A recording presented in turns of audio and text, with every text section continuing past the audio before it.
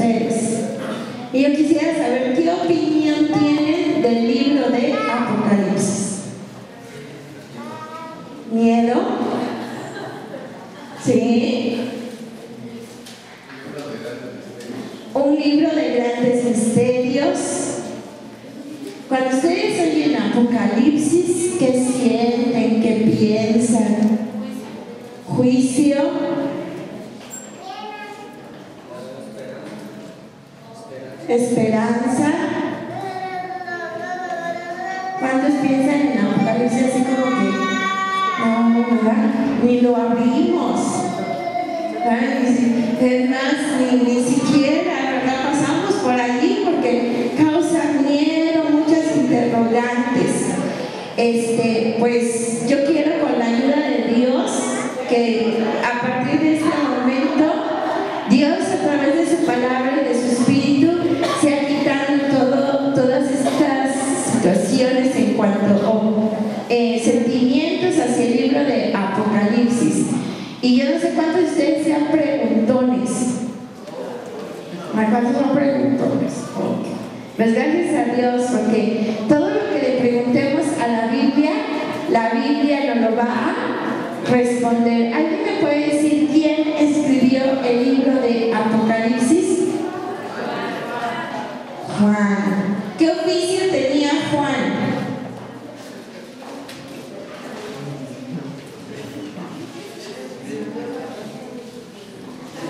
¿Qué oficio tenía Juan? ¿No? A ver, pregúntenle a la Biblia. ¿Qué oficio tenía Juan? ¿Ya le preguntó? Pregúntenle a la Biblia, ¿qué oficio tenía Juan? Yo no tengo aquí mi Biblia, pero pregúnteselo. Vamos a ver qué nos contesta. Mateo 4:21.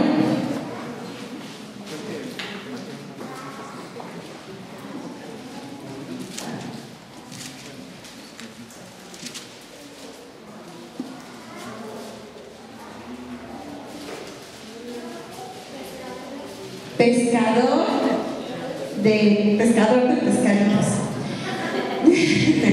No me hombre, pescador de pescaditos. Nosotros tenemos la idea de un pescador como actualmente los conocemos allá en los puertos, ¿no? Gente humilde, de escasos recursos, y muchos hemos creído que así eran los discípulos de Jesús, hombres pobres, de escasos recursos, es más, que ni estudios tenían. ¿Cuántos han oído hablar esto? De que así eran los discípulos de Jesús. Ok, o sea, a partir de hoy les vamos a cambiar ese pensamiento. Mire, cuando un pescador en el antiguo tiempos remotos tenía una barca y tenía redes, significaba que era un empresario. Y aquí la Biblia dice que Juan y su hermano Jacobo estaban con su padre Zebedeo. ¿Y qué estaban haciendo? ¿Qué hacían? Remendaban las redes y tenían una barca. Entonces, estos hombres, no fue así como que Jesús pasó y les dijo, sígueme, y dejaron abandonados a sus familias, ahí a su suerte, y ellos se fueron. Estos hombres dejaron trabajando la barca, las redes, dejaron dinero en casa, y esa barca y esas redes seguían produciéndoles dinero. Así que no hablamos de pescadores pobres, sino hablamos de empresarios, así como la compañía Hermes, la compañía Tuni, las compañías grandes. Así eran Juan y Jacobo, empresarios. ¿A quién llamó Jesús? A unos empresarios. ¿Para qué? Para que lo siguieran. ¿Cómo se llamaba el papá de Juan? Zebedeo. ¿Y su mamá?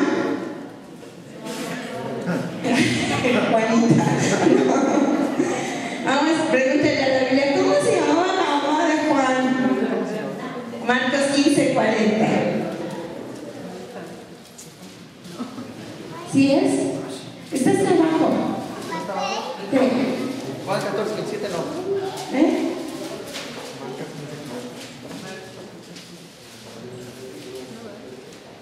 ¿No?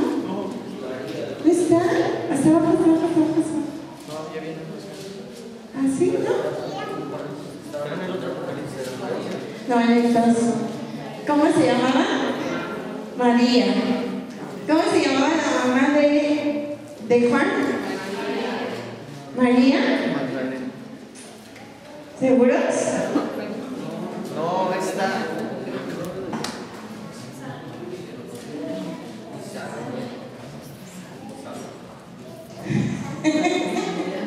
¿Cómo se llamaba? Los eruditos en la Biblia. Ah, ¿verdad? ¿Lo leemos? ¿Quién lo va a leer? También había algunas mujeres mirando de lejos, entre las cuales estaba María Magdalena, María, la madre de Jacobo el menor, y de José, y Salomé. ¿Cómo se llamaba? María Magdalena. Otra vez. Vuelvan a leer.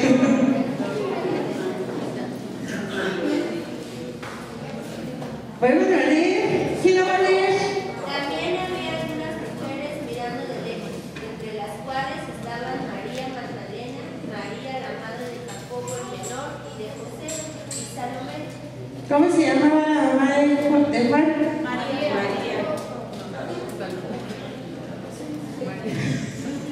Otra vez léanlo. No, porque ya les gustó que les demos las respuestas, ¿verdad? Así como que peladito ya la boca, pero no. Vamos a ver. Léanlo así, despacito. ¿Quién lo va a leer despacito?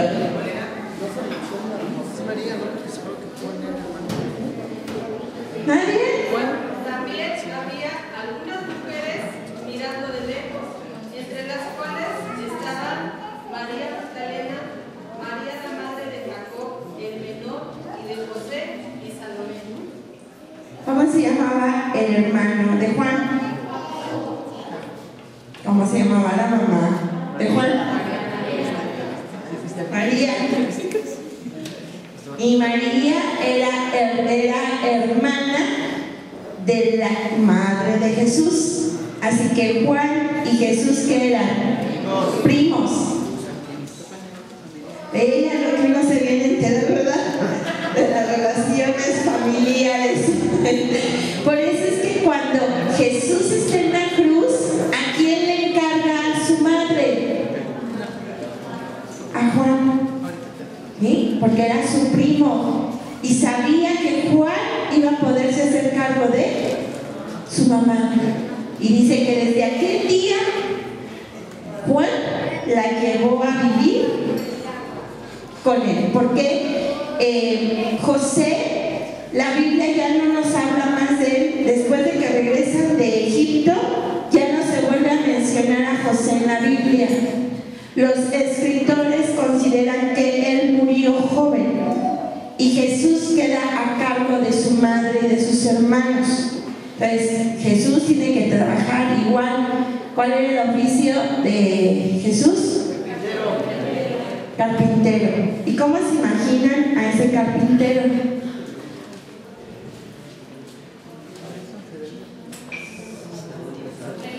Feliz. ¿De qué clase social?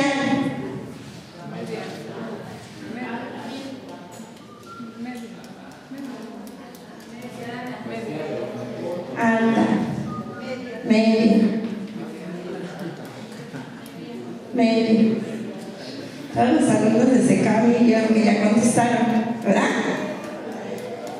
Jesús igual era un empresario, porque ubicamos a Jesús carpintero como el carpintero de la esquina de nuestra casa.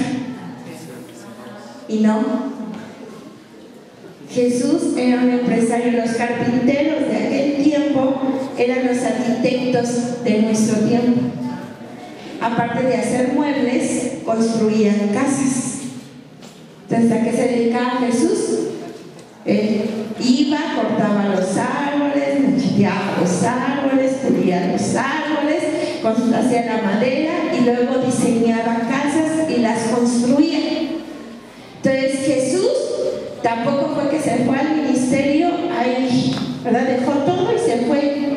Jesús, en el tiempo que estuvo trabajando, estuvo ahorrando dinero para cuando él tuviera que dejar de trabajar, tenía con qué ser sustentado. Pero es que Jesús dijo: el Hijo del Hombre no tiene ni dónde recostar la cabeza. Muchos se han apoyado en este pasaje para decir que Jesús era pobre.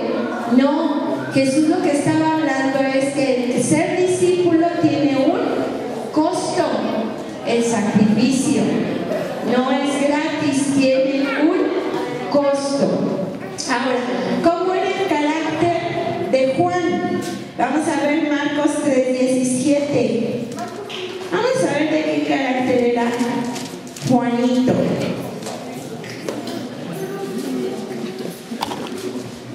Marcos 3:17.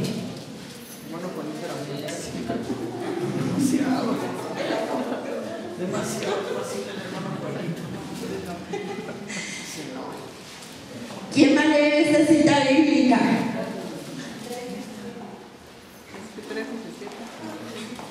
Bueno. ¿Sabe dónde lo guardo?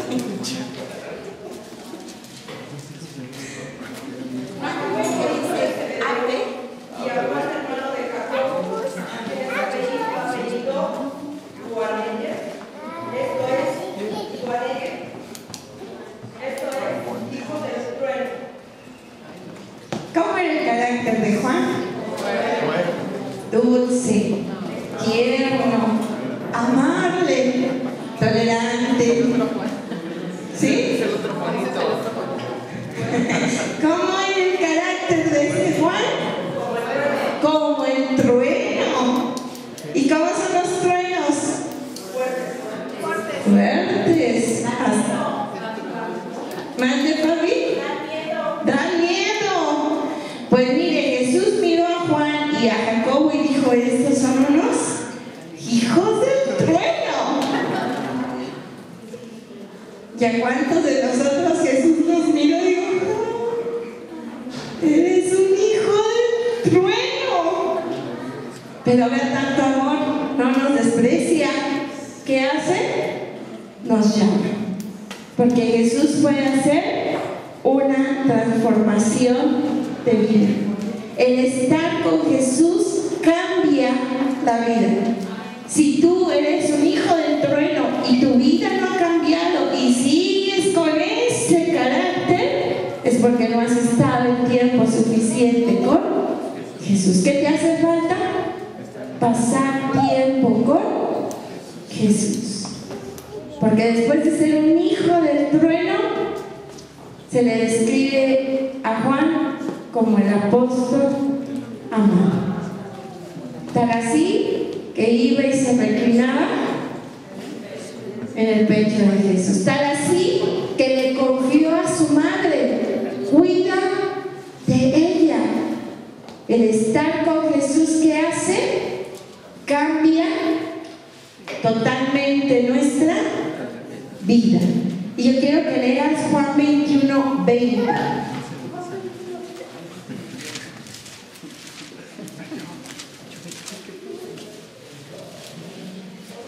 Juan 21:20. El estar con Jesús cambia la vida. ¿Quién lo va a leer? Volviéndose Pedro, vio que le seguía el discípulo a quien amaba Jesús, el mismo que en la cena se había recostado al lado de él y le había dicho: Señor, ¿quién es el que te ha de entregar?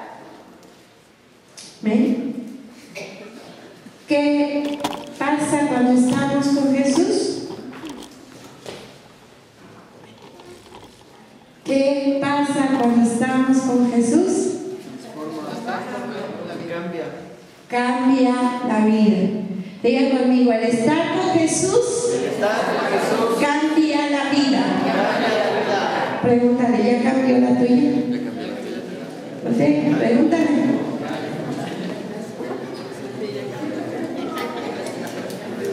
¿Qué pasó? ¿Qué dijeron? ¿Sí o no? El proceso. Nada que un proceso. Ya no. A ver, si alguna me da muchas, pero ya. Nada que. Si te dijo en proceso, dile, esfuérzate más, porque Cristo viene.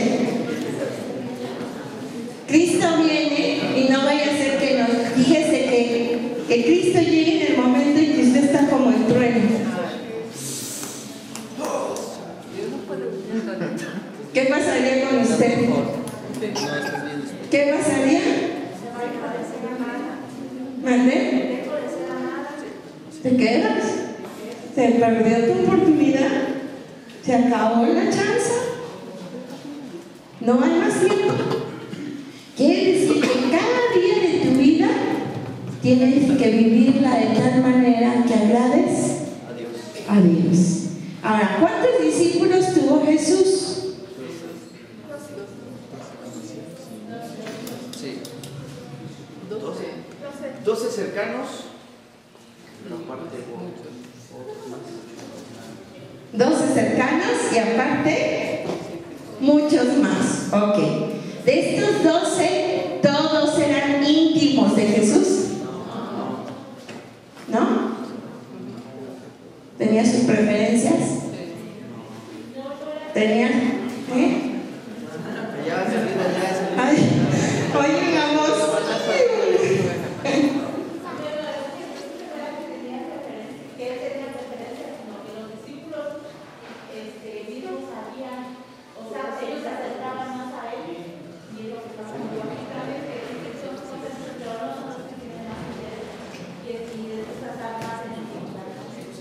Ok, bien, tuvo 12 cercanos, pero 3 íntimos.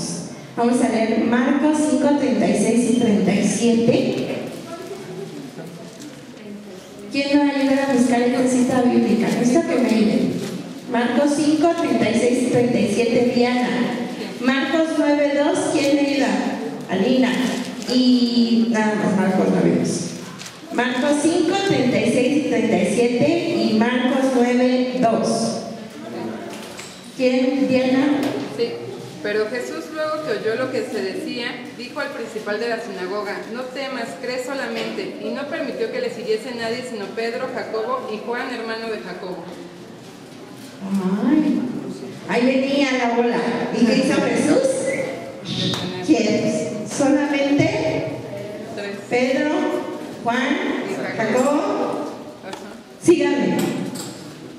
Solamente. Ahora Marcos 9, 2. 6 días después Jesús tomó a Pedro, a Jacobo y a Juan y los llevó aparte solos a un monte alto y se transfiguró delante de ellos. ¿A quién tomó? A Pedro, Pedro, Juan y Jacobo. Tuvo 12 discípulos cercanos, pero 3 fueron íntimos de él. Cuando había alguna parábola que no habían entendido, tomaba a Pedro, a Juan y a Jacobo, los llevaba aparte y les explicaba de lo que se trataba. Cuando tuvo que ir a Getsemaní, llevó a los 11, pero a Pedro, Juan y Jacobo los tomó y los llevó más aparte de todos. Jesús tuvo discípulos cercanos, pero tuvo discípulos íntimos. ¿De cuál eres tú? ¿Cercano o íntimo? Que te revele sus secretos, que te confíe palabra que a nadie más le confiaría. ¿Qué tipo de discípulo estás siendo tú? Es tiempo de que aprendamos a estar cerca de Jesús para que nuestra vida sea cambiada. Pero es tiempo de estar tan cerca de Jesús que pueda confiarnos palabras que a nadie más le confiaría. Antes de que Jesús ascendiera, Jesús le dio palabra profética a 2 de sus discípulos. Y vamos a ir a Juan 21, 18, 21. Juan 21, 18 al 21.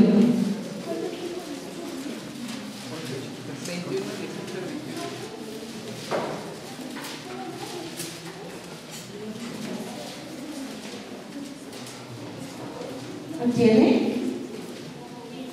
¿Sí?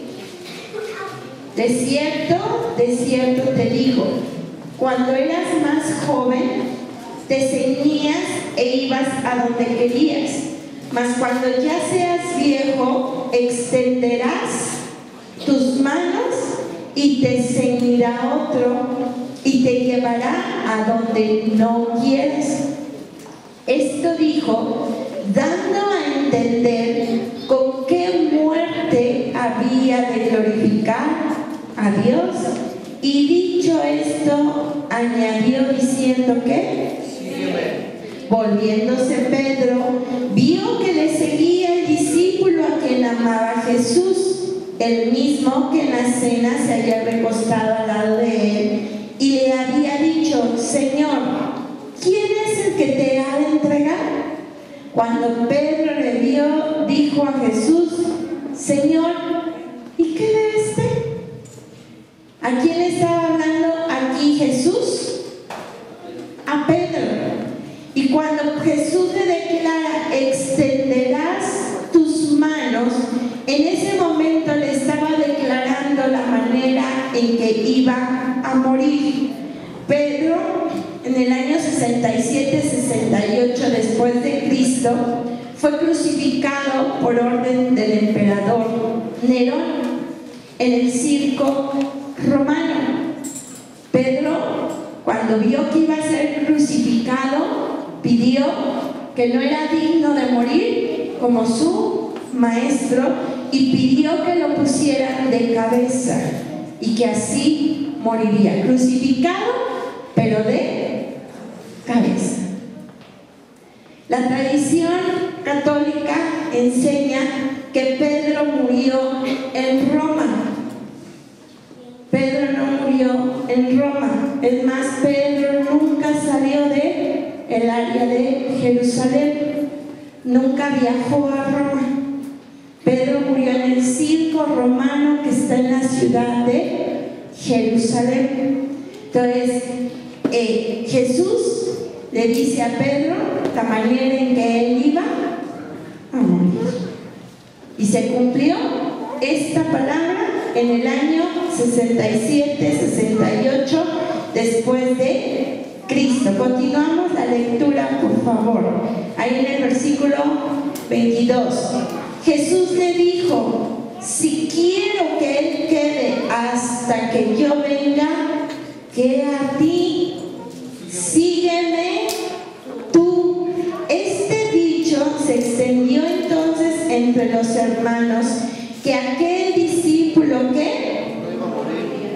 pero Jesús no le dijo que no moriría, sino si quiero que él quede hasta que yo venga, ¿qué a ti? Esta es la palabra profética que Jesús le da al apóstol Juan. Él estaba declarando que la muerte que Juan tendría sería una muerte natural. Juan fue apresado por el emperador Diocleciano y este mandó que Juan fuera primeramente golpeado, y la orden era que lo mataran a golpe, fuera muerto. Pero ¿qué creen que pasó con Juan? Resistió y no se murió. Cuando el emperador se da cuenta que no se muere, manda traer una olla con aceite y la pone a hervir. Y agarraron a Juan y lo arrojaron en la olla de aceite hirviendo se murió. Lo mandó calentar 7 veces más el aceite y lo volvió a arrojar y no se murió. Y entonces Diocleciano, que fue uno de los emperadores más sanguinarios que hubo, ordena por tercera vez que lo metan a la olla de aceite hirviendo, y Juan salió sin ninguna quemadura. No le pasó nada. ¿Por qué razón no le pasó nada? Porque estaba dicho por Jesús que él tenía que quedarse hasta que él viniera. Juan tenía que recibir la revelación de Apocalipsis. Y encontramos que Diocleciano, al darse cuenta que Juan no se puede morir, da orden de que lo lleven a la isla de Patmos y ahí lo abandonen. ¿Por qué? Porque en esa isla nadie había sobrevivido antes. Todo el que era llevado a Patmos se moría. Entonces dijeron, pues lleven a Patmos, ahí abandonan y se va a morir. Resulta que el hombre llega a la isla de Patmos, ahí se instala, ahí se queda, y entonces viene un ángel y comienza a darle la revelación de Apocalipsis. ¿Y Juan murió en Patmos? No. Años después mandaron una embarcación que fuera a revisar qué había pasado con ese discípulo, y lo encontraron vivo y lo traen de regreso y lo llevan a la ciudad de Éfeso, y Juan llega a la iglesia que estaba en Éfeso. Si en este momento nosotros tuviéramos la oportunidad de que Juan llegara a la congregación, ¿qué harían ustedes?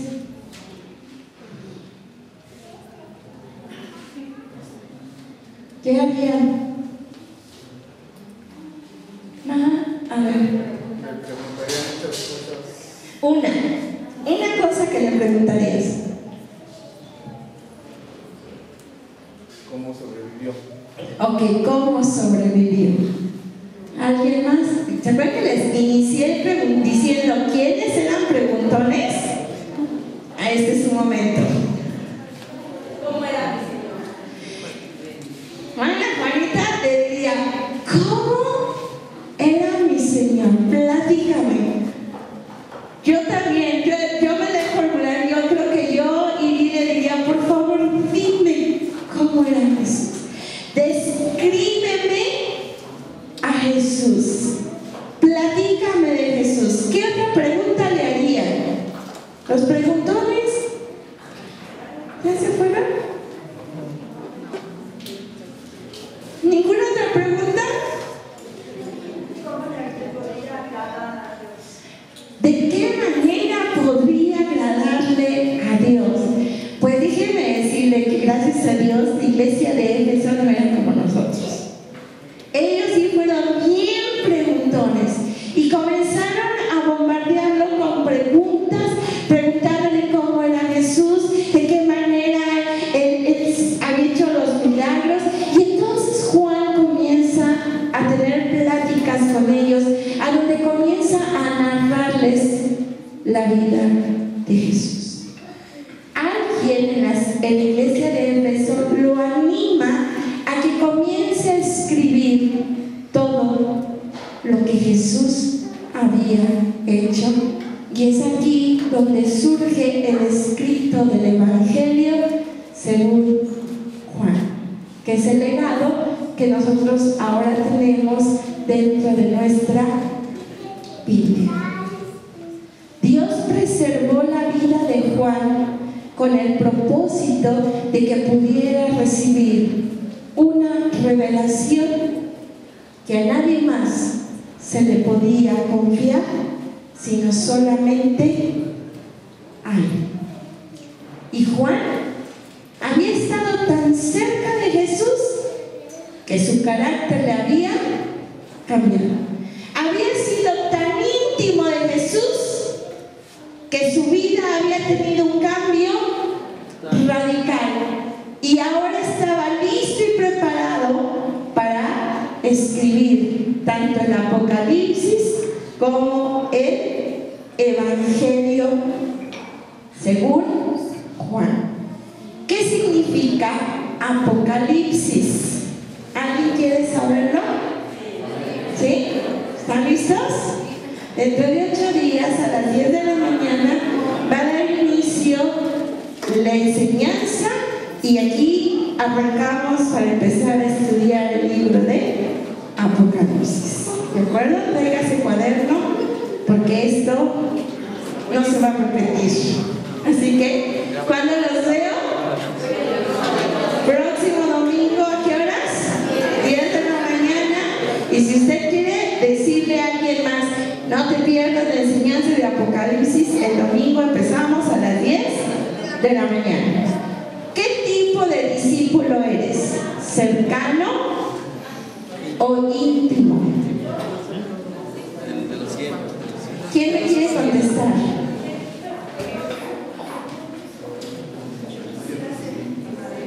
Ok, ha sido cercana entonces. Pero ¿cree que ya es tiempo de pasar a íntimo? ¿Cuántos han sido discípulos cercanos de Jesús? ¿A los íntimos? ¿Cuántos quieren dar el paso de cercano a íntimo? ¿Amén? Pónganse de pie todos los que quieran dar el paso. El propósito de Apocalipsis no es el de generar miedo, terror, confusión o fobia. El propósito del libro de Apocalipsis era dar una esperanza a los creyentes. El propósito que Apocalipsis tenía era que la fe de los que estaban siendo perseguidos no flaqueara, sino que se fortaleciera en cada momento. Así que Dios no nos dejó el Apocalipsis para que tuviéramos miedo, sino que tuviéramos esperanza. Y la esperanza es que Jesús va a venir por su iglesia, pero su iglesia estará preparada para recibirle. Su iglesia en este momento estará lista para recibir al Maestro. Cierra tus ojos. Tú puedes evaluarte. Y el Espíritu Santo que está con nosotros es el que puede guiarnos. Pero si tú quieres que tu vida sea